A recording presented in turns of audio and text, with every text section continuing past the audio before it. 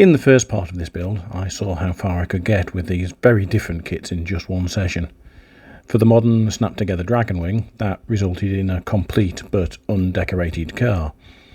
The vintage hot rod reached the point where the body was on the frame, and it clearly needed some filler to line the two sides up. So for this video, I set out to complete both builds.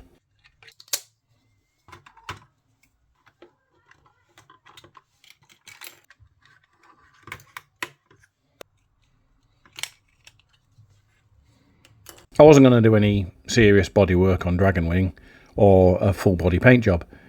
There's a lot of surface detail though, and I wanted to bring it out to give texture and depth.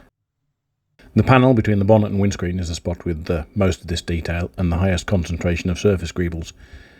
So I worked on them with paint pens and later the panel lining pen, bringing them out and just giving the cable and details some colour. And those fans definitely needed to be highlighted. Whilst the body was apart, I put some lights on the inside as well. I used wireless LEDs because they're compact and don't need any wiring. The red one went under the dashboard and will be quite subtle once everything's back together. The two green ones on the back will give a nice glow in the rear wheel well and hint at the engine being something other than simple internal combustion. I wanted to get some lights on the front, and the marker lights in the front panel were the best ones to do with this. So I drilled some holes through and used wireless LEDs with a thin strip cable connecting the coil, so the lights could be oriented differently to the coil. The coils have to be at a certain angle to the induction plate, which usually means that the light's pointing straight up. But these cables allowed me to twist it a little bit so that the lights could be pointing forward whilst the coils were in the right position to get the current induced through them. Between jobs on Dragonwing, I started laying out putty and sanding it back to cover up the seams on the hot rod. This ended up needing a couple of layers before I was happy with it. I've not gone completely old school with the hot rod. The engine is a 3D print. I'd hoped to drop it straight in, but nothing's ever that simple. The firewall had to be trimmed down and then a notch cut in the back of the block of the engine, and then it glued in place. If you look closely, you may notice there are no actual engine mounts built in there. What I did to the engine was nothing compared to what I had to do to the gearbox to cut it down and fit it in, and in the end it was just the bell housing for a little bit of detail, and the rest of the gearbox was a section of sprue. The panels on the outside of Dragonwing's passenger compartment weren't dark enough for me, so I gave them a coat of black primer. I tried painting sections of it a shade of pink to go with the colours of the design, but that didn't work so well, so I went for a metallic finish on them instead. The left side panel was one of the few imperfect fits of the kit, so after opening up the holes a little, I glued it in place.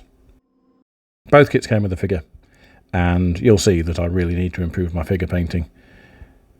I only used one shade of each colour and relied on washes to bring out shadows and other details. Just don't look into Nana's eyes. When I was happy that the seam in the rod had been hidden well enough, I took it outside and primed it red. In the end, this became the base colour for the body as a whole.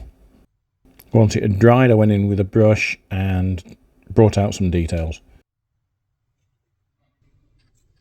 The hood and the radiator surround weren't primed at the same time. I painted them black. They've clearly come from a different car. The last touch with Dragonwing were a few transfers. Mostly they came from the kit's own decal sheet, the only addition being two little red lightning flashes on the side panels. The panels around the flashes got a cover of gloss varnish, and that's another way of changing the texture of the kit as a whole. With Dragonwing done, I had to finish the rod.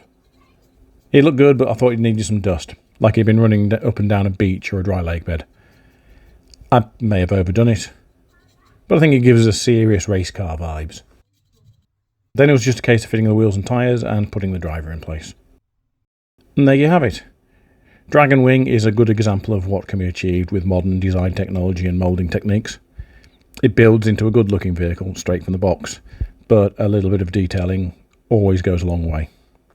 The hot rod would have certainly have been better back when it first was released, and the aging and worn moulds weren't giving sheets of flash on each sprue, which definitely spoiled some of the parts and was probably the main reason I went with the 3D printed engine instead of the one that came in the kit. But for such an old kit, the final result is quite good. I like it. None of them is going to win awards, but that was never the intention. I just wanted to make two good-looking model cars. And which was better? Well, they each have their own rewards. It's good to put together something that's been computer designed and precision moulded, but every so often, it's really fun to get out an old kit and see what you can do with it. If you'd like to see some of these videos earlier and get money off in the Spinny World shop, there's a Patreon page and you can sign up to that. And please like and subscribe, and don't forget to hit the notification button.